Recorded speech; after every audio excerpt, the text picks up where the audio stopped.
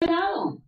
El que muere en el Señor recibe la promesa de esa vida eterna, si hemos vivido como Dios manda, conforme a esa ley de Jehová, libre de toda corrupción y llena de todo bien, ¿verdad? Y entonces luego, cuando dice el testimonio de Jehová es fiel, que hace sabio el sencillo. Porque esa fidelidad, ¿qué es lo que da? Base a una sabiduría, a un entendimiento, a una claridad de pensamiento para poder ver las maravillosas obras que Dios opera en nuestra vida. Y luego nos dice, los mandamientos de Jehová son rectos. ¿Qué hacen? Alegran el corazón. Alegran el corazón. ¿Por qué ese mandamiento es recto? Porque es de acuerdo a las normas eternas y principios de bien y mal. Por eso es que alegra el corazón. Fíjense que, perdón, el hombre moderno rehúsa pensar acerca de Dios y menos en términos de juicio, ¿verdad?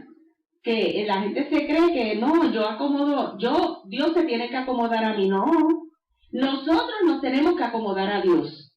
Porque Dios es perfecto en todo y todo nos va a salir bien, pero cuando nosotros queremos hacer las cosas como a nosotros nos da la gana, no nos van a salir las cosas bien porque vamos a hacerlo en contra de la voluntad de Dios, en contra del precepto de Dios, en contra del mandato de Dios, en contra de la ley de Dios. Y la ley de Dios, si nosotros la violamos, ¿qué va a pasar? Nos va a mantener en tinieblas. Y ese testimonio que es la fidelidad que Dios da a nuestra vida, que nos hace sabios, porque es una declaración que se afirma o asegura en nuestra vida, que es la esperanza de vida, que es la vida eterna. Esa esperanza de vida, ese testimonio de Dios, que es la fidelidad a esa promesa que Él nos da, nos mantiene sobre un cimiento firme. Y ese cimiento firme nos da la base para que nuestra vida se vaya construyendo, guiada por la ley de Jehová, guiada por los mandamientos de Jehová, los cuales son rectos y alegran el corazón. Porque ese mandamiento lo que nos hace es vivir de acuerdo a las normas de Dios, de acuerdo a los principios del bien y del mal. Y por eso es que alegra el corazón, porque cuando hacemos la voluntad de Dios, el corazón se siente feliz. ¿Por qué hay tanta gente con depresión? ¿Por qué hay tanta gente que se pierde mentalmente? Porque pierde la noción de vida, porque ha vivido una vida tan fuera del orden de Dios que esa situación que ha vivido le hace moverse a cosas que no son de Dios y buscando salir de esa encrucijada, pues lo que hace es que se enreda más, ¿no? Pero cuando nosotros buscamos el mandato de Jehová, seguimos la orden de Dios, mire, nosotros no vamos a tener problemas porque claramente nos dice que el mandamiento de Dios es recto, que alegra el corazón. Cuando obramos con verdad, cuando obramos en justicia, cuando obramos de acuerdo a la voluntad de Dios, no vamos a tener conflictos internos, ni conflictos mentales, ni ningún tipo de desavenencia, porque las consecuencias van a ser que buenas. Pero si violamos el orden de Dios, como lo ha violentado el ser humano, lo hemos violentado porque hemos dañado el ambiente y tenemos las consecuencias ahora, y todo lo que está aconteciendo con Libia, hay que tener bastante cuidado, que es lo que está pasando allí, que nos va a afectar a nosotros porque tiene implicaciones. La gente se cree que no, eso está lejos, eso pasó allá y a mí no me va a tocar. Nos va a tocar, porque toda acción incorrecta que opere el ser humano aquí en la tierra tiene consecuencias para sí mismo y para el prójimo. Así que nosotros no podemos desvincularnos de esa realidad. También nos dice que el precepto de Jehová es puro, como la luz, sin mezcla de tinieblas. Es verdad, es seguro para nuestra vida.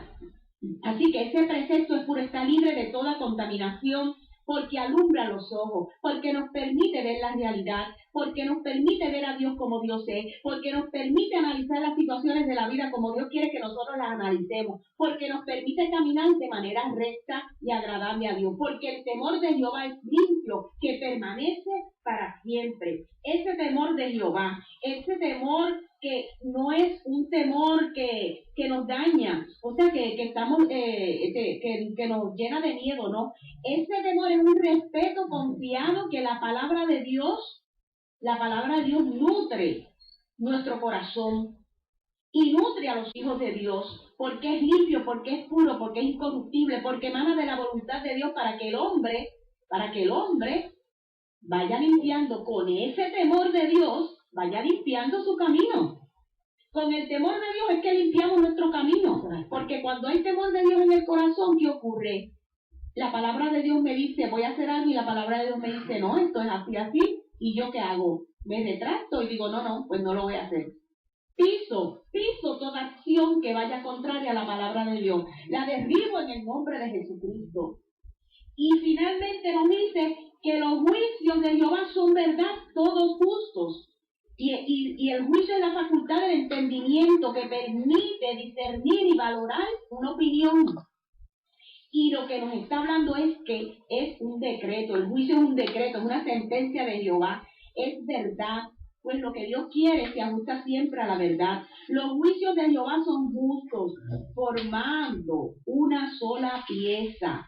¿Qué es lo que forman los juicios de Jehová? Mire, está incluida la palabra, la verdad y la justicia de Dios. Tres componentes, tres elementos sumamente importantes para que haya bienestar en la raza humana. Pero eso no es lo que hay actualmente. Eso no es lo que vemos. Entonces, ¿qué pasa? Que la gente está buscando, haciéndose imágenes de Dios que no son las correctas, porque no quieren someterse al testimonio de Jehová. Pero en esta mañana el Señor nos dice claramente que tenemos que someternos a la verdad de Dios, tenemos que obedecer a la ley de Dios, tenemos que seguir esa verdad, tenemos que continuar buscando esa presencia del Señor, y más en tiempos en los cuales estamos viviendo, donde estamos mirando la situación que está ocurriendo en Japón, donde aunque ellos se prepararon, y dice que es una de las principales países del mundo,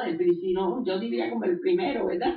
Que se prepara de manera segura para prevenir, ¿verdad? Para enfrentar cualquier situación de desastre. Pero fíjense que miren lo que llegó, lo que ellos no esperaban, que fue lo que dijimos la semana pasada. Fíjense que desde la década de los 60 se están afinando unos modelos que dan pista de cómo superan los golpes terribles como terremotos y epidemias. Y Japón se enfrenta a un monstruo de 3 cabezas, como dice Apocalipsis. Consecuencia de un terremoto muy intenso, un tsunami devastador y una amenaza de catástrofe nuclear.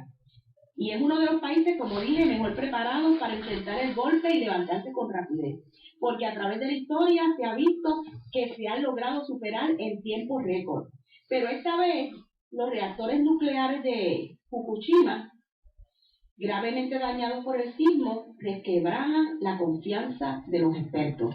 Porque la mano de Dios la tienen que agarrar, porque se tienen que agarrar de la mano de Dios para que puedan echar el país hacia adelante. Como Puerto Rico, los gobernantes se tienen que someter a Dios y tenemos que orar por ellos para que despierten del letargo espiritual, sea despertada la conciencia espiritual en su vida y puedan mirar como tienen que mirar el país, como tienen que mirar a la gente, como tienen que cumplir con lo que Dios ha establecido al ellos ser ubicados en posiciones de autoridad.